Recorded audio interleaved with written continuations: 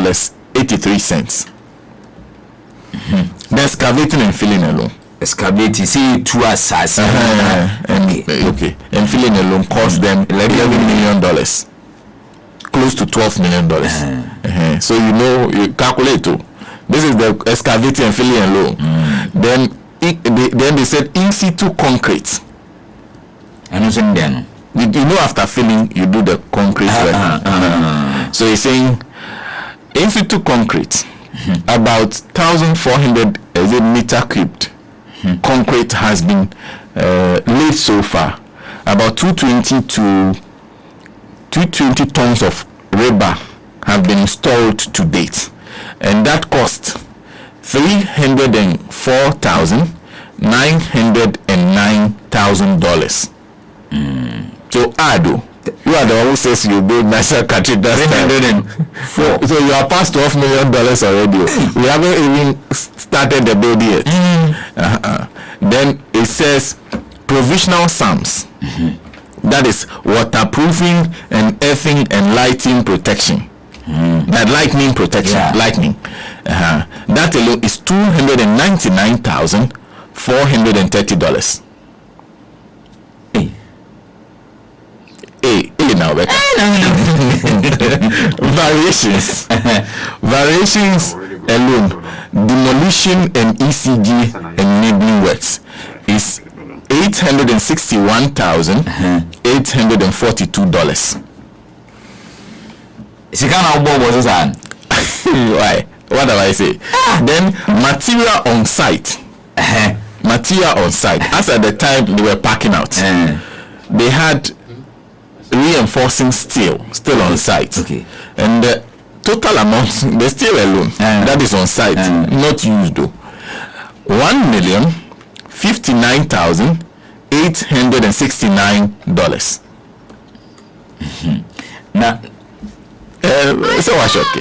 You can maybe find some classroom and do your church.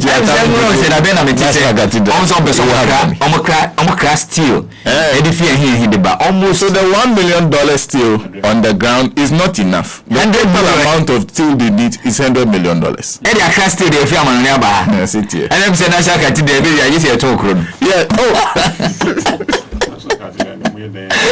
Because it means that the steel alone is $1 million. So the total amount will be like $1 billion. So what do you think we did 339? We still need more money.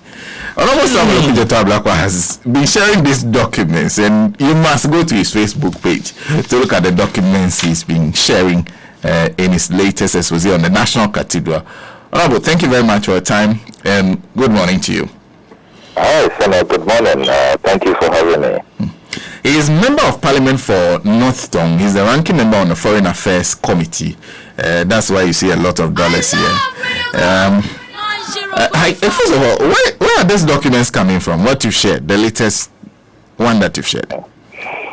Well, thank you very much. Let me extend morning regards to all your distinguished listeners. So the latest set of documents are documents coming from the contractor, Ribade JV. Remember that Ribade is a consortium of three companies, Rizani, the Eka, Babisoti, and Disimoni. So they came together to form a joint venture known as Ribade, and they were given the contract to construct the cathedral, President Akufodo's cathedral. It's difficult calling that project a national cathedral because there was no national discussion, there was no parliamentary debate, neither was there a parliamentary approval of the unconstitutional funds that were siphoned into the project. Thanks to the vote of censure committee, we now know that Ken Ofoyeta, on the blind side of Parliament, withdrew a colossal $58.1 million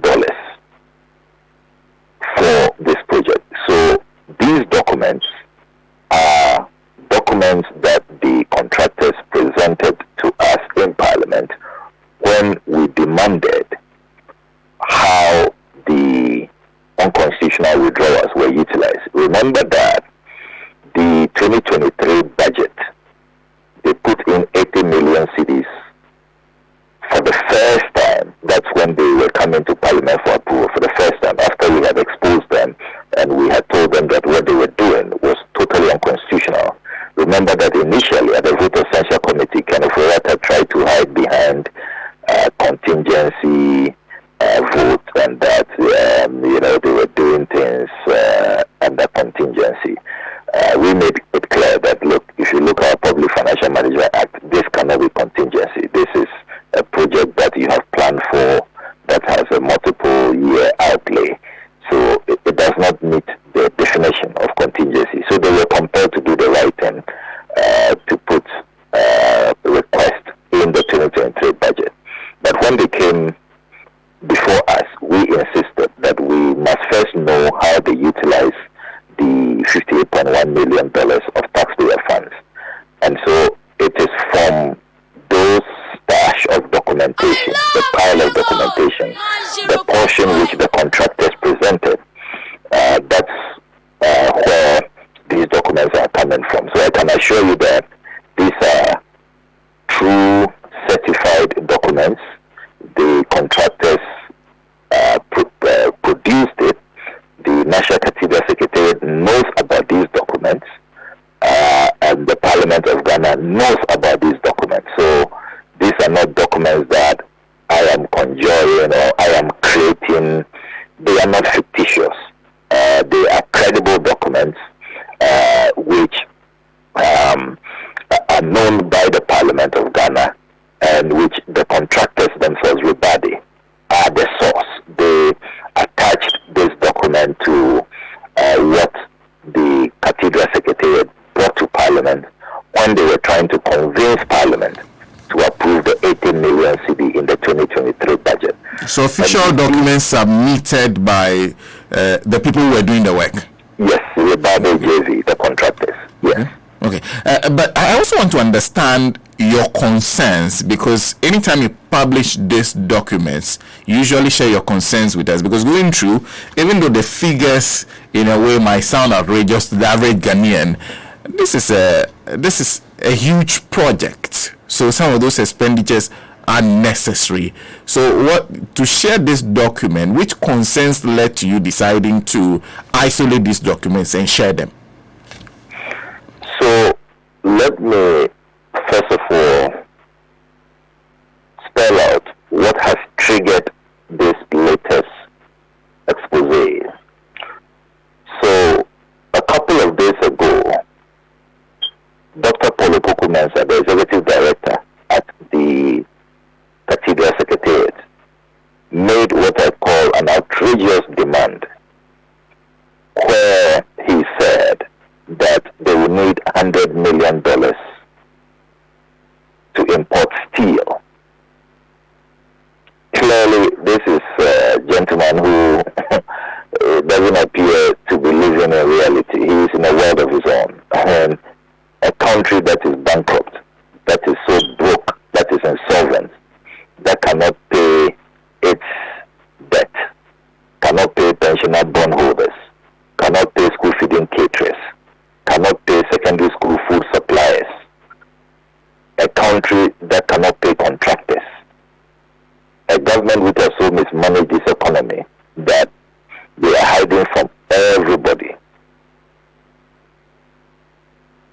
This Dr. Popo Kumensa had the sheer audacity, the effrontery, to be demanding an additional $100 million just for the importation of steel.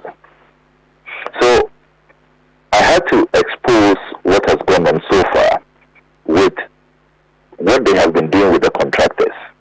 Now, what these documents are revealing is that despite the fact that they withdrew unconstitutionally $58.1 million, only $22.07 million went to the contractor, which works out to some 37.9%. Very, very unusual.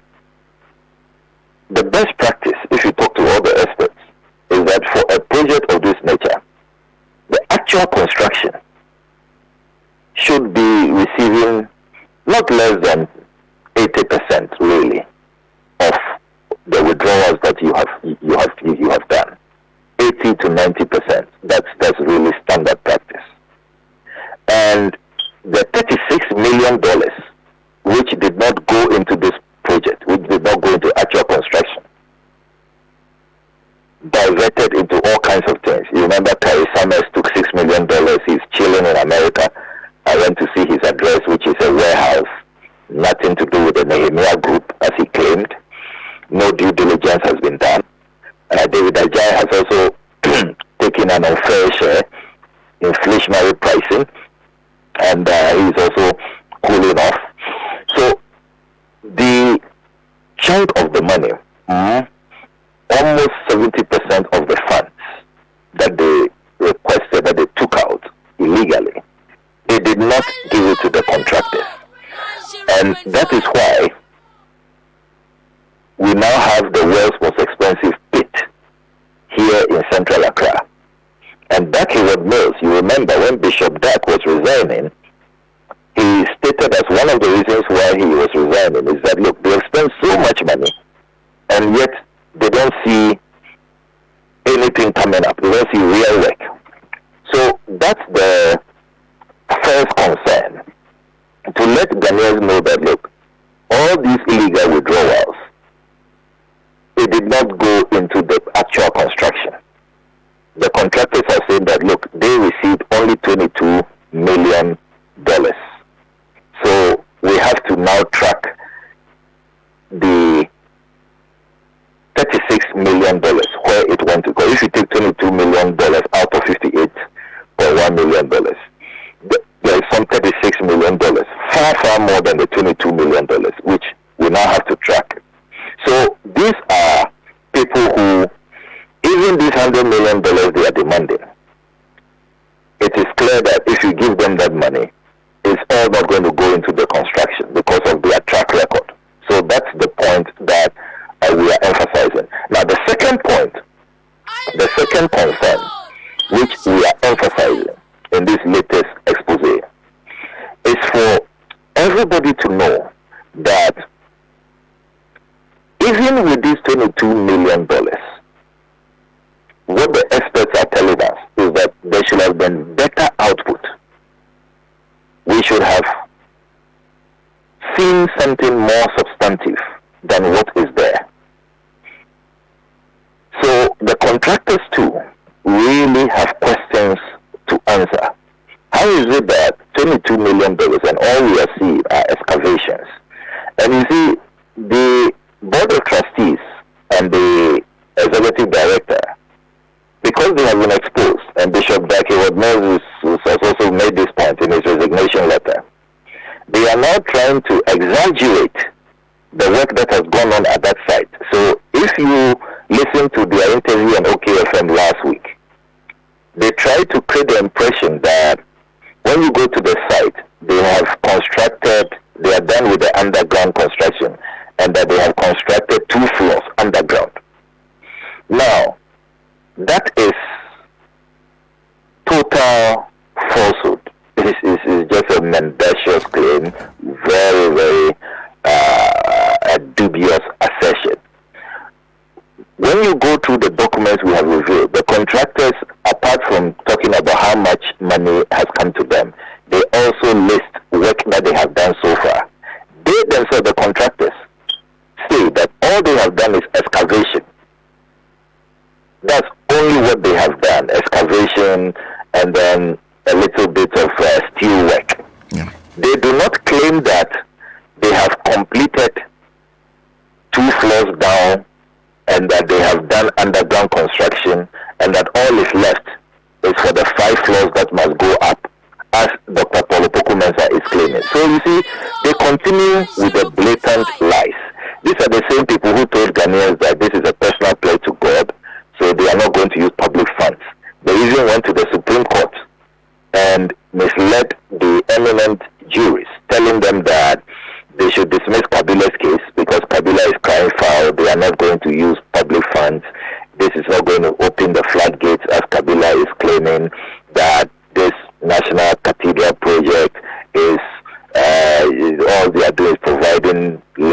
minimal support, and that all the funding is going to come from private donations and churches across the country.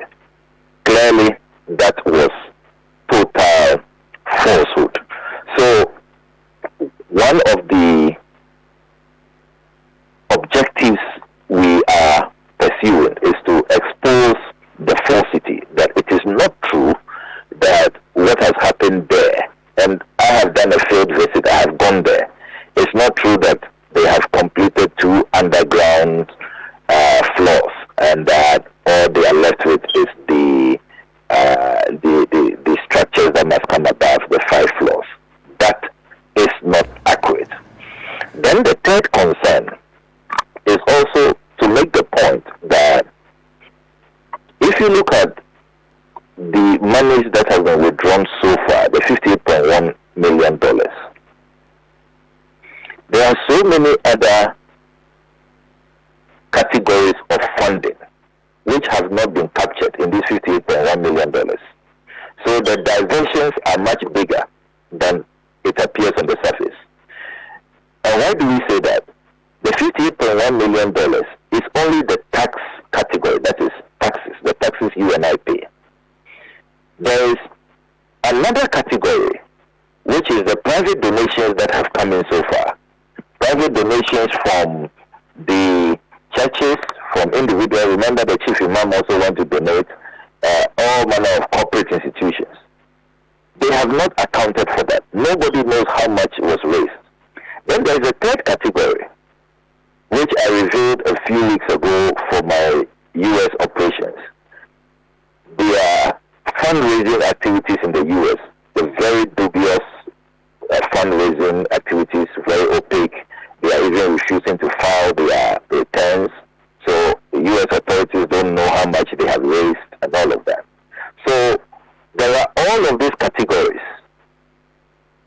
that we need to know how many millions have been raised from those other categories. Because so far, we only know about this $58.1 million of our taxes, out of which only $22 million went to the contractor. So the diversion is much bigger. It's far bigger than the $36 million, which is just how much has been diverted out of the taxpayer funds. But all the other categories, we have to be concerned about them. So these are the major concerns we have. And a reminder to everybody that, look, nobody should talk about compensation, because all the owners of the properties demolished, they have not been compensated. The Mali ambassador is still waiting. The judiciary is still waiting. The Judicial Training Institute has not been replaced. They have not been compensated for the judges' bungalows demolished. Thompson's IT firm, Waterstone Realty, they are in court demanding justifiable compensation. So it is important that nobody is even misled to think that, okay, probably portions of this money went into compensation. No, compensation has not been carried out. Scholarship Secretariat has not been compensated. All of these properties demolished, they have not been compensated. So this is the full picture that we want to paint, so that we set the record straight and we caution government that they should not bear in these difficult times. Particularly, these guys are making these demands because we suspect that they have heard that the IMF has released $600 million. So let's go and cash in. Let's make a demand for $100 million to import steel. In any case, steel is produced in Ghana. It's manufactured here in Ghana. On the way to my constituency, you were my constituency not too long ago. You saw B5. B5, they manufacture steel. They are doing a good job here in Ghana. $100 million can even set up a fresh steel factory that will create jobs for young people. Why should we be importing steel when we have local capacity? So these are the concerns we are raising in the latest expose, so that the government will not dare dole out another $100 million, looking at this abysmal track record of the people overseeing this cathedral. All the money they have received, actual construction, the contractor has received only $22 million. And they have the sheer effrontery, the audacity to cannot guarantee that that money will go into actual construction. And of course, already the documents you provided, I already see still $1 million worth of steel on the ground. I don't know if I am the one who is reading it wrong. No, you're right. Because your document says material on site, reinforcing steel, $1,059,869.54. So they have $1 million worth of steel on the ground. Exactly, which have not been used. So why are you demanding $100 million to import more steel when there is steel available to be used? So it's a significant observation. But I also want to, because earlier on you told us and you provided evidence. We saw the letters in between where you've indicated that the contractor Rebadi perhaps might have even terminated the relationship between them and the government. So I'm wondering if they are saying they now need $100 million worth of steel, then perhaps that relationship still exists, does it not? Well, you need to understand what I put out clearly. Let me be clear. I did not say that the contractors have, if you like, severed relationship or they are out of the project. What I said is that the contractors have suspended work. So on the 14th of March 2022, last year, the contractors wrote to all their staff, all their workers, and that's the evidence I provided, asking them to go home, that government is not paying them, that they have been demanding additional funding. Government claims they don't have money, even though they hear about all of these fantastic sums being bandied about. So that is the issue. The contractors have suspended work. The last time they were on site was February 2022. So from March, when it was clear that government was not really interested in actual construction, and they were diverting money for other things, giving Kari Summers, the Ajay, all kinds of, organizing conferences at Kempinski, traveling all over the world, all kinds of, non-core functions. They then decided to suspend work and ask their workers to go home. So that is what has happened. The contract itself has not been abrogated, and it's one of the things that we have been demanding. Indeed, on the first anniversary of the suspension of work, 14th March this year, I held a press conference in Parliament with a parliamentary press call and asked President Akufo-Addo to abrogate the contract because it's a poorly negotiated contract. If you read the terms of the contract, any time that they are not working on a daily basis, liabilities are accruing. We are going to pay for security, we are going to pay for the utility bills, we are going to pay for all kinds of demands that the contractors have put in the contract. So it's a very, very, very terrible contract, very poorly negotiated, and we are incurring costs. So all of these months, over a year, 13, 14 months of no work going on, we have incurred a lot of costs. That is why we insist that if the contract had been abrogated, then we will have cut our losses. We will not be incurring these additional costs, which have nothing to do with actual construction. So let's do the distinctions. So it's about suspension of work, asking their staff, their workers, the contractors to go home, and then the fact that the actual contract itself, the main contract, has not been abrogated, and so we are incurring additional costs. So that's the point I made earlier. I didn't say that the contractors, if you like, are out of the project or there's been an abrogation. No, I've rather been demanding the abrogation, calling for the abrogation, so that the contractors know that, look, they are out, this project is dead, so that all these additional costs which we are incurring every day because of how poorly the contract was negotiated, and yet there is no work being done, we can save the taxpayer some money in these difficult times. And then there's the point about when you went to the site, and then the claims that are being made. what you've seen and the evidence that you just provided, the underground, what did he say it was? Is it an underground building or tunnel? Yes, so I was shocked, really. I mean, it's unbelievable. People who say that they are men of God, building for God, and yet truth is so scarce. I mean, the proximity between truth and them, it's like China and Ghana. It's shocking. It's unbelievable.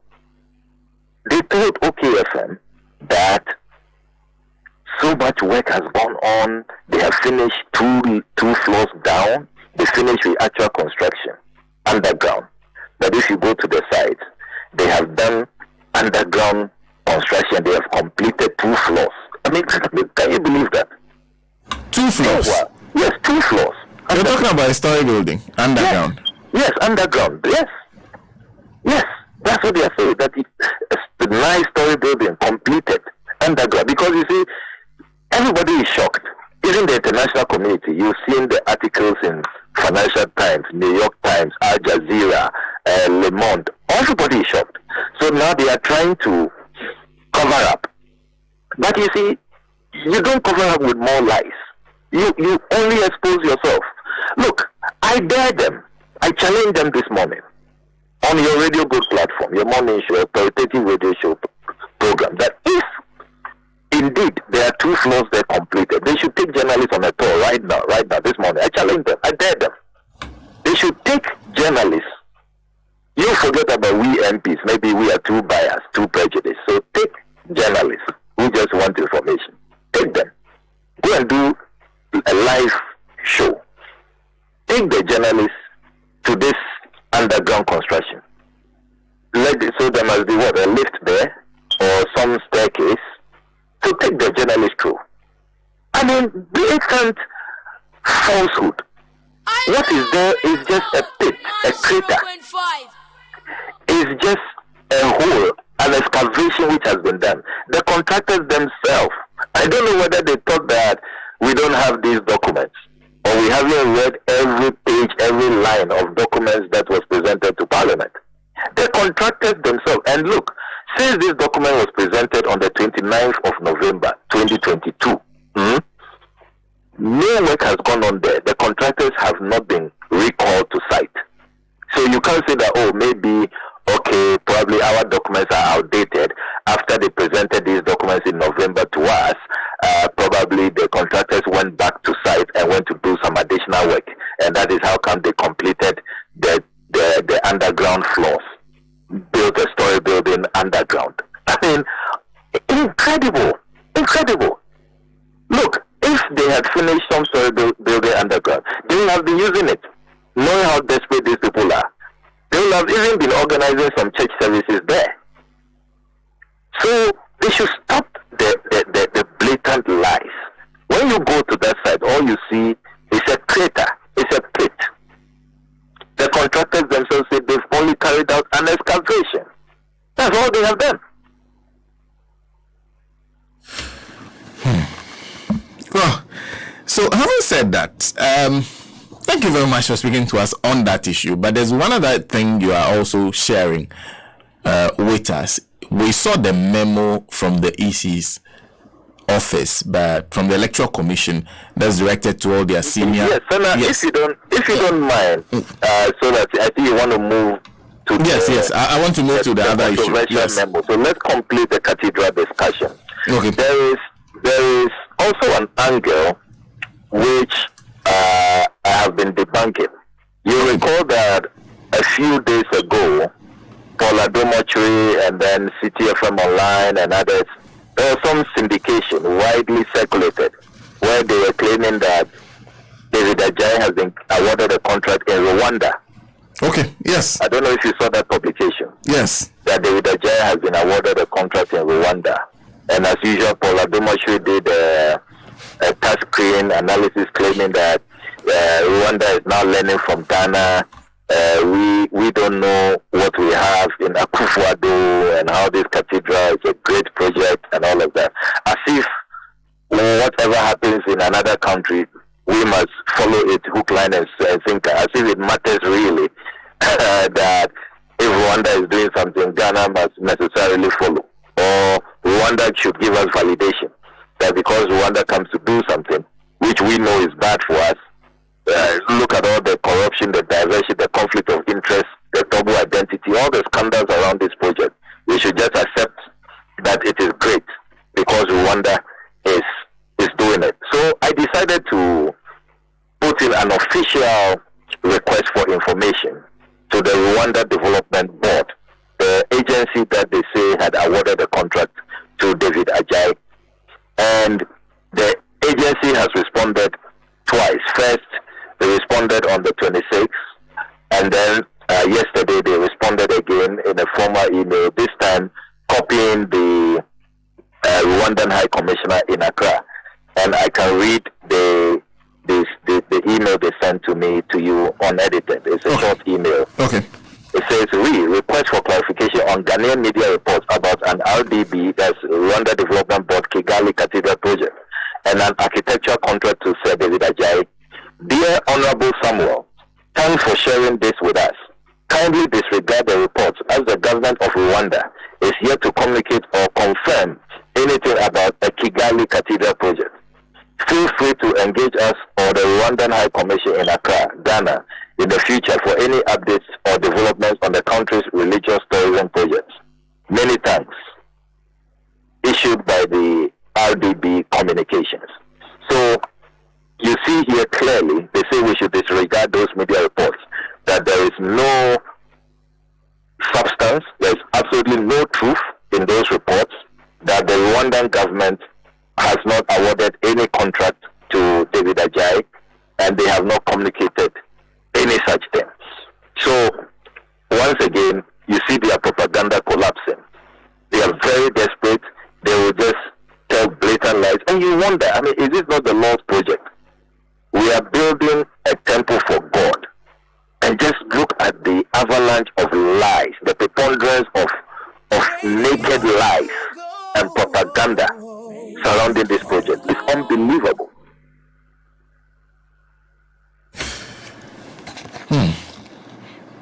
Okay, so having said that, let's then move on to the other issue I was going to raise with you. What you uploaded. In fact, we had not. I had not seen the original memo from the Jubilee House until you posted it, but we have seen the letter that was issued by the AC subsequently based on this. What is your interest in this matter, and do you find anything wrong with the president saying that everybody should submit their CVs? There is a lot wrong with the president meddling in independent institutions. Remember that under the Ghanaian Constitution, the Electoral Commission is insulated from governmental control. It's one of those independent bodies, very, very independent. This independence must be protected with all the force that anybody can marshal. The Constitution creates an independent body so that they are not subject to the control or the dictates of anybody. So when I saw that memo, I was really alarmed. Why will the presidency want to have CVs of top officials? And we all know what CVs are. A standard curriculum vitae must contain people's information, which includes your address, where you live, your phone number, where you have worked, your interests, your hobbies. That's what the curriculum vitae is about. So clearly there's somebody at the presidency who wants to have unfettered information. And what do they need that information for? Why do they want to know about top officials, their address, their hobbies, their interests, where they stay, where they go to, everything that they do? That's what a CV is about. Of an independent organization ahead of a crunch election next year. I mean, it's incredulous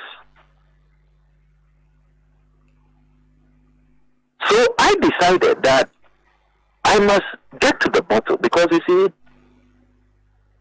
what was circulated on social media, and I must commend those at the Electoral Commission who leaked that memo. Clearly, they knew that what was going on was unconstitutional, and even they themselves are not safe.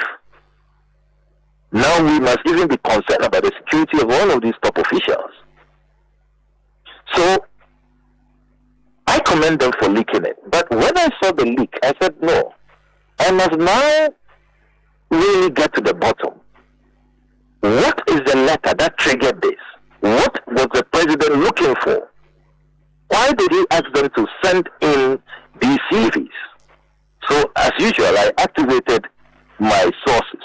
You know that I have quite some deep throat sources at the president's office. So, we managed to secure the letter, and the letter is signed by the Deputy Chief of Staff, Mr. Emmanuel Edumwa Bosman, Esquire. He wrote this letter on the 2nd of May 2023, and the letter says, it's just a 2-paragraph letter, so I'll read it quickly. It says, request for curriculum vitae of senior management of state agencies. We write to request the curriculum vitae of senior management officials, director level and above, of all state agencies. Kindly submit both hard and soft copies of CVs to the Secretariat of the Deputy Chief of Staff Operations, the Deputy Chief of Staff in charge of operations at the Office of the President, Jubilee House, by close of day, Friday, 5th May 2023, counting on your usual cooperation. And this is copied to the Chief of Staff Office of the President and the Chief Director, Jubilee House, Accra. So, why is a Deputy Chief of Staff for Operations demanding these CVs? What kind of operation? Because this is a Deputy Chief of Staff for Operations. So, what kind of operation do they need these CVs for? It's remarkable, really astonishing. So the presidency, as I said in my post, the presidency owes the Ghanaian people urgent explanation. They must be telling us what kind of operations they are going to carry out, that the Deputy Chief of Staff in charge of operations is demanding these CVs. We all want to know. And why does this directive apply to independent bodies, independent constitutional bodies? I am deeply frightened by this. Deeply frightened. We are not safe. And I hope that these guys at the Electoral Commission, these public servants at the Electoral Commission, have not complied. I hope. Unfortunately, from what I'm picking up, a lot of them have complied already, including regional directors. They've submitted their CVs? Yes, unfortunately. And they should not have. I'm surprised that the Electoral Commissioner could not protect the independence of an organization. Even as in Parliament, when we are demanding certain questions, she is quick to remind us of her independence and flag her independence. Look at the running battles we had with the CI. She is still refusing to do what we believe would be in our constituents' interest, claiming that she is independent. And of course, yes, we know she is independent, but she must apply her independence on all fronts. Don't flag that independence. Don't seek refuge in that independence when Parliament wants you to do the right thing, to have a CI, to have a Ghana card, a document that will be available to all Ghanaians. Don't hide behind independence only when you are dealing with Parliament. But when the presidency comes after your staff, comes after top officials, top management, you leave them alone. They are on their own. What do they need those information for, those CVs? And why is it that it's a Deputy Chief of Staff in charge of operations? Operations, and we know how vague, how ambiguous that term is, operations. Not even administration, not the Deputy Chief of Staff for administration. This is the Deputy Chief of Staff for operations. Unbelievable. What kind of operation are they going to carry out? Thank you. Thank you, Honorable, for speaking to us. You're most welcome. Yeah. There's Honorable Member of Parliament for Northern, Honorable Samuel Okujeto Ablakwa, speaking to us. And in fact, whilst he was talking about the Kigali matter, I was doing a quick search on whether or not